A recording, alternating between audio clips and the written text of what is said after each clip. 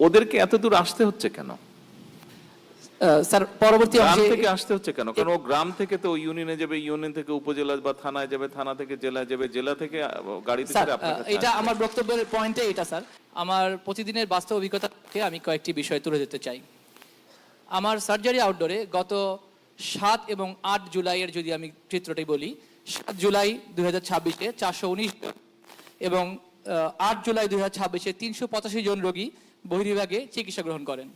এছাড়া আমার আউটডোরে গড়ে প্রায় 150 জন রোগীর ড্রেসিং হয় এবং 12 থেকে 15টি ছোট অপারেশন হয়ে থাকে।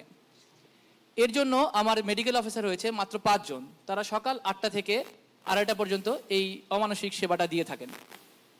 অর্থাৎ আমরা যদি একটু অঙ্ক করে দেখি, একটি রোগীর জন্য একজন মেডিকেল অফিসার সময় বরাদ্দ পান 4 মিনিট 48 সেকেন্ড।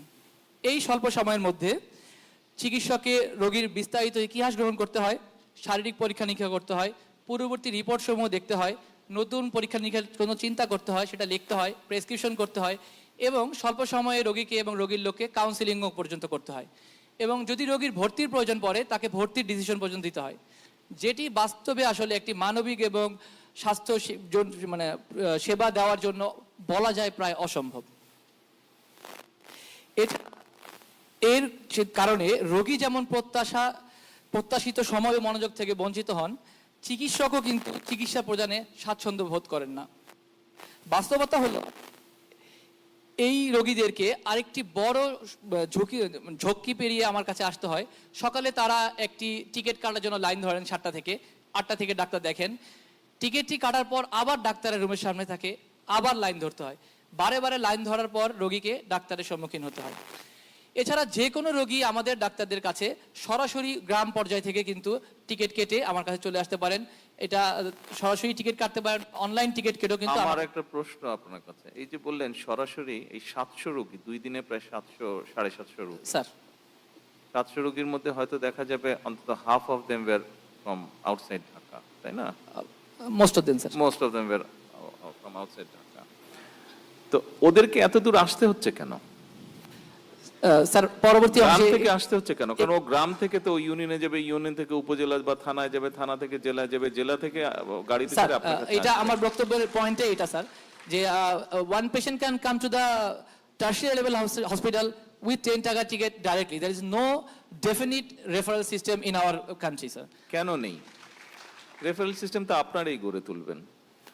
স্যার আপনার নেতৃত্বে আসলে আশা করছি আপনি যদি এটা আমাদের নির্দেশনা দেন, আমাদের স্বাস্থ্য মন্ত্রণালয়ের মন্ত্রী এবং ডিজি মহোদয়দের সদিচ্ছা থাকলে আমরা এটা গ্রহণ করতে পারবো স্যার। আপনি গত কয়েকদিনের নিউজ যদি ফলো করে থাকেন, গত 1-1.5 মাসের নিউজ ফলো করে থাকেন, আমরা কিন্তু সেভাবেই চেষ্টা করছি। আমরা যেরকম উপজেলা হাসপাতাল যেটা আছে 50 বেডের আছে, এই হাসপাতালটাকে আমরা 100-তে নেওয়ার চেষ্টা করছি। আমরা যেটা প্ল্যান করছি আগামী 5 বছরের মধ্যে সকল উপজেলার 50 বেডের হাসপাতাল বা 30 বেডের হাসপাতালকে আমরা 100-তে করব এবং ওখানে ল্যাব ফ্যাসিলিটি সহ অন্যান্য ফ্যাসিলিটি গড়ে তুলতে যাচ্ছি, যাতে এই যে আপনার কাছে 700 রোগী 2 দিনে আসলো, এই 700 আসার পরিমাণটা যাতে কমে যায়। মানে প্রধানমন্ত্রী আসলে আমাদের উভয়কে, সরকার তো কাজ করবে, কিন্তু আপনারা যারা এখানে ফিজিশিয়ান আছেন আপনাদেরও সহযোগিতা লাগবে, আপনাদেরও সাহায্য লাগবে, আপনারা করছেন। তারপরে আমরা যদি একসাথে বসে আমরা যদি সিস্টেমটাকে সুন্দরভাবে গড়ে তুলতে পারি, তাহলে কিন্তু আপনিও আপনার কাজ করে শান্তি পাবেন, মানুষও সেবাটা ঠিকভাবে পাবে। আমাদের সবাইকে মিলেই ট্রাই করতে হবে। Thank you. আর কিছু বলবেন? মানে প্রথমে 30 সেকেন্ড বলি। আসলে যদি আপনি যেটা বলেছেন যে স্ট্রাকচারাল দিক থেকে হয়, আমাদের স্বাস্থ্য ব্যবস্থা কিন্তু স্ট্রাকচারাল দিক থেকে ইউনিয়ন পর্যায়ের পরে বাড়ি পর্যন্ত আছে। কাগজে কলমে আমরা বাড়ি গিয়ে সেবা দিই, বাড়ি গিয়ে টিকা দিচ্ছি, বাড়ি গিয়ে কাউন্সিলিং বাস্তবে দিচ্ছেন না কেন? বাস্তবে দিচ্ছি স্যার। তাহলে 700 রোগী আসছে কেন? কিন্তু স্যার আমাদের ওই সরাসরি হাসপাতালগুলো যে সরকারি আমাদের জেলা পর্যায়ের বিশেষ করে হাসপাতালগুলো, সেই হাসপাতালগুলো আমাদের আরেকটু স্ট্রেন্থেনিং প্রয়োজন বলে মনে করি স্যার। অবশ্যই প্রয়োজন, অবশ্যই। Thank you.